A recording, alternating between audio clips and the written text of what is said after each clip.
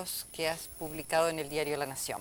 Así es, sí. Se trata de columnas mensuales que al cabo de 3 años reorganicé en función de un proyecto y era seguir la trayectoria de algunos conceptos claves, como por ejemplo instituciones, diálogo, partidos políticos, liderazgos, tales como se los puede ver en parte en el país y en parte fuera del país también, a nivel mundial. Es decir, pienso yo que quise proponer una reflexión sobre la consistencia y las inconsistencias de las democracias contemporáneas, especialmente relacionada a esta pregunta sobre la consistencia y la inconsistencia con Argentina. Ujú. Dividiste por lo pronto el libro en cuatro, podemos decir, bloques Sí, sí, en 4 zonas, ¿no? de interés, ¿no es Sí, cierto? Pero me parece que en la gran mayoría hay algunas cosas que aparecen seguramente como preocupación tuya, vos decís instituciones, democracia, y en eso lo que es el diálogo y la comunicación. Parecería casi imposible en democracia que no haya diálogo, pero vos haces una discriminación entre lo que es diálogo y comunicación, sí. poniéndole a uno el sentido de la escucha de la ciudadanía y a otro de consumidores prácticamente, donde triunfa el Claro, mercado, ¿no? claro. Digamos, la diferencia entre diálogo y comunicación es la diferencia que podríamos señalar entre mayor y menor participación subjetiva. La comunicación puede prosperar gracias a la tecnología, gracias a la técnica, y el diálogo requiere que además de los recursos objetivos haya un alto capital subjetivo en juego, es decir, una profunda presencia de la persona y de las necesidades íntimas de entablar con otro un contacto que permita ser oído y escuchar y enriquecerse a través de ese intercambio. Si esto no se produce, no hay diálogo. Por eso digo yo que la nuestra es tal vez una época donde la distinción entre comunicación y diálogo tiene que ser objeto de reflexión, porque pareciera que el mundo contemporáneo propende mucho más a facilitar los medios de contacto que al contacto propiamente dicho. Sí, esto es un proceso que no se da solamente en la Argentina, digamos No, que es claro. abarcativo en el mundo de todas prácticamente las sociedades. Mirá, a tal punto es así que hace más de 100 años, prácticamente, sí, mucho más de 100 años, cuando Oscar Wilde visitó los Estados Unidos, al llegar a Nueva York le mostraron por primera vez un teléfono empotrado en una pared, según la usanza de aquel entonces, y le explicaron que si él discaba allí, movía la manivela que estaba sobre la derecha y levantaba el tubo y se lo aplicaba al oído, en menos de 1 minuto y medio podía estar hablando con Boston, y que eso se llamaba teléfono. Y él se quedó pensativo y dijo, y dígame, ¿hablando de qué?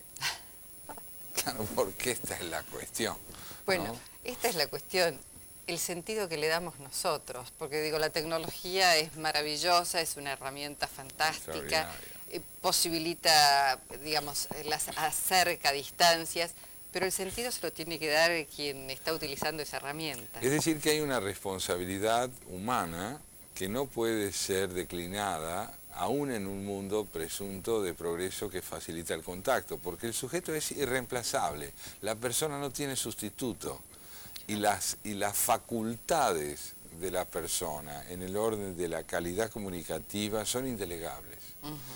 Puede estar ausente el hombre, pero no puede ser sustituido. Así es.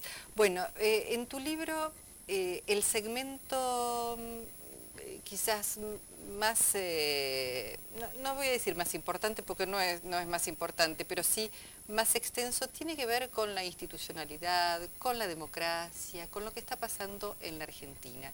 Y tenés allí una visión, yo diría, crítica, tal vez por eso el miedo a la política, este título. Exactamente, esa es la razón. El libro se llama El miedo a la política porque por política entiendo el esfuerzo que las fuerzas representativas de una comunidad realizan para convivir en el marco de la ley, en el marco del consenso, en el marco de la polémica encauzada parlamentariamente. Entonces, ¿dónde hay miedo a la política? Allí donde el poder es buscado a expensas de la ley.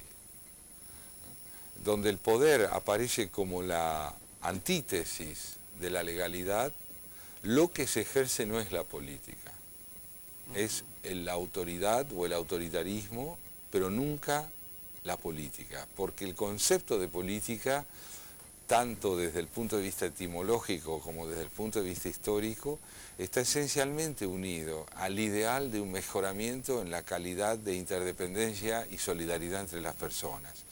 Así como antes vos te referías a la Pascua, tanto a la judía como a la cristiana, negándote a homologar el contenido de esos conceptos a un mero feriado, yo también me niego a que el concepto de política quede en manos sinonímicas de quienes lo pervierten.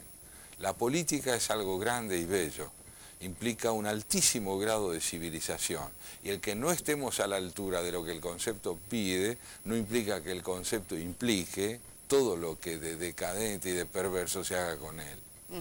Santiago, pero este es es un defecto, es una carencia de la sociedad argentina, de nuestros políticos, de nuestros partidos políticos hoy casi inexistentes porque están todos fragmentados, han implosionado, o no sé si han explotado o implosionado los partidos políticos, o es algo que ocurre en general, es una oleada mundial, porque la verdad es que uno también a veces cuando analiza algunos procesos políticos en otros países, en Europa, se pregunta, bueno, algo serio está pasando.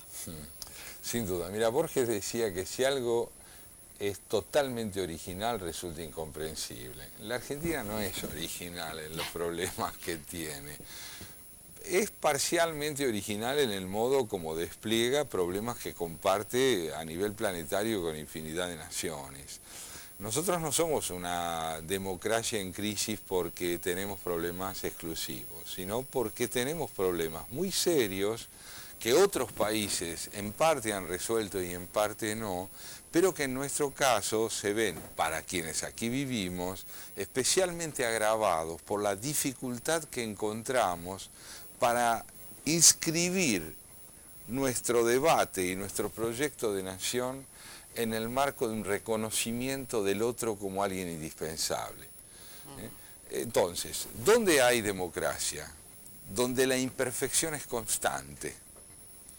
Los regímenes democráticos son regímenes que confiesan y asumen que la imperfección no puede ser derrotada, sino que puede ser atenuada.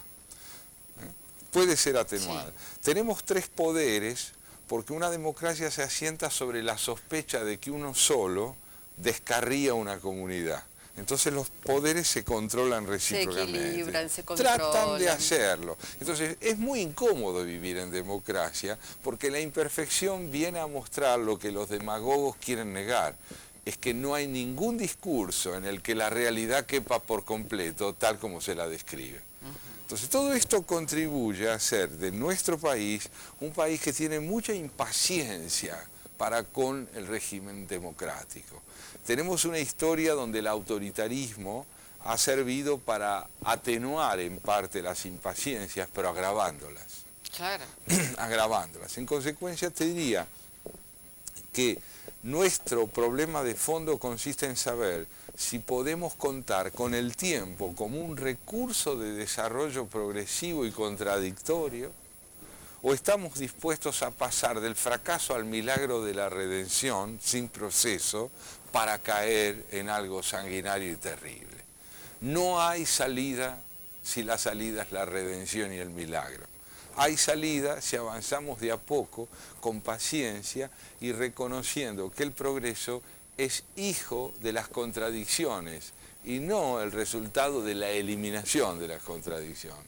Bueno, estamos con Santiago Kovadlov hablando de su libro El miedo a la política, que bien vale que ya lo vaya agendando porque yo creo que no tiene desperdicio y va a encontrar usted allí, bueno, parte de las contradicciones argentinas, parte de lo que debemos superar. Hacemos una pausa y seguimos conversando con él.